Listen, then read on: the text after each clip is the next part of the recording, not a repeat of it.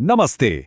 आज के इस एक्सप्लेनर में हम विज्ञान के एक बहुत ही बुनियादी लेकिन सच कहूं तो बेहद दिलचस्प विषय पर बात करने वाले हैं। विषय है हमारे आसपास के पदार्थ यानी मैटर। क्या कभी दिमाग में ये बात आई है कि ये इतना विशाल ब्रह्मांड, रात में चमकते हुए तारे, आसमान में तैरते बादल, हाथ का ये फोन और यहां तक कि हमारा शरीर, आखिर ये सब किस चीज से बना है? ये अपने आप में एक बहुत बड़ा सवाल है। तो चलिए आज इसी सवाल का जवाब ढूंढने के लिए एक बिल्कुल ही अदृश्य और सूक्ष्म दुनिया के सफर पर चलते हैं। ठीक है, तो चलिए इसमें गहराई से उतरते हैं। आज हम जिन मुख्य बिंदुओं को कवर करेंगे वे हैं, पहला, पदार्थ की प्रकृति, दूसरा, पदार्थ की 3 अवस्थाएं, तीसरा, अवस्थाओं में बदलाव और चौथा, वाष्पीकरण और शीतलन। भाग 1, पदार्थ की प्रकृति। अगर विज्ञान की भाषा में कहें तो पदार्थ हर वो चीज है जो जगह घेरती है, जिसका अपना एक वॉल्यूम होता है और जिसमें कुछ न कुछ द्रव्यमान यानी मास होता है। अब एक मजेदार बात सुनिए। प्राचीन भारतीय दार्शनिकों ने इसे पंच तत्व वायु, पृथ्वी, अग्नि, आकाश और जल के रूप में बांटा था, लेकिन आज के हमारे आधुनिक वैज्ञानिक इसे भौतिक और रासायनिक गुणों के आधार पर परिभाषित करते हैं। तो अब सवाल उठता है कि यह पदार्थ आखिर बना कैसे होता है? क्या ये लकड़ी के किसी गुटके की तरह एकदम लगातार होता है या फिर रेत की तरह छोटे छोटे कणों से बना है? खैर, जब पानी में नमक घोला जाता है तो नमक पानी में पूरी तरह गायब हो जाता है।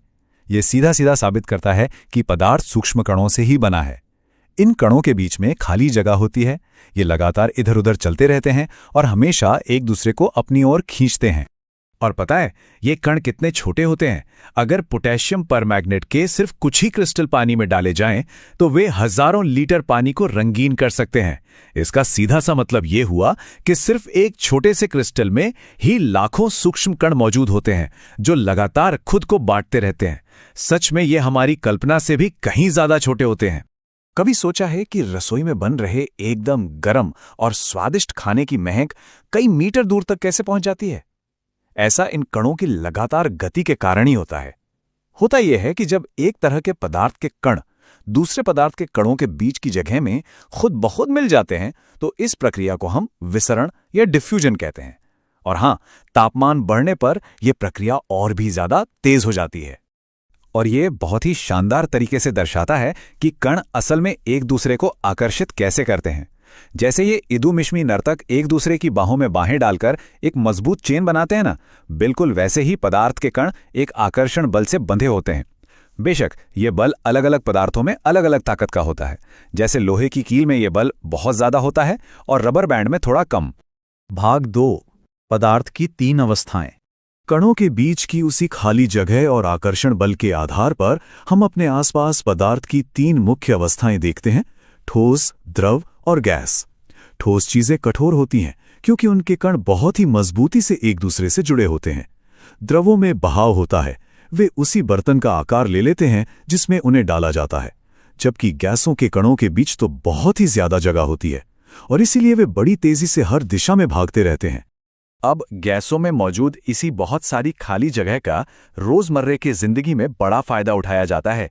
चाहे वो अस्पतालों में मरीजों को दी जाने वाली ऑक्सीजन हो या फिर गाड़ियों में इस्तेमाल होने वाली सीएनजी, गैसों को आसानी से दबाकर छोटे सिलेंडरों में भरा जा सकता है।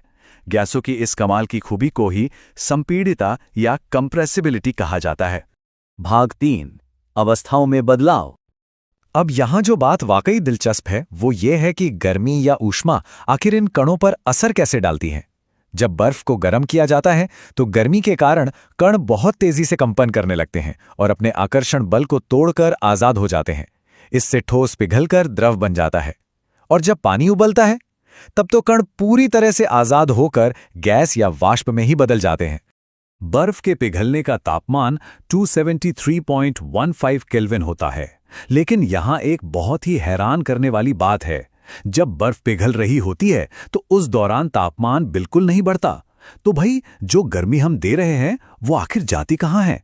असल में वो गर्मी कणों के आकर्षण बल को तोड़ने में छिप जाती है। इसे ही गुप्त ऊष्मा यानी लेटेंट हीट कहा जाता है। आमतौर पर देखा जाता है कि ठोस पिघलकर पहले द्रव बनता है और फिर गैस, लेकिन कुछ पदार्थ ऐसे भी होते हैं जो बीच के उस द्रव वाले चरण को पूरी तरह से ही छोड़ देते हैं। इस प्रक्रिया को ऊर्ध्वापातन या सब्लिमेशन कहते हैं। कपूर इसका एक बहुत ही बेहतरीन उदाहरण है, जो गर्म करने पर बिना तरल बने सीधे ठोस से गैस में बदल जाता है।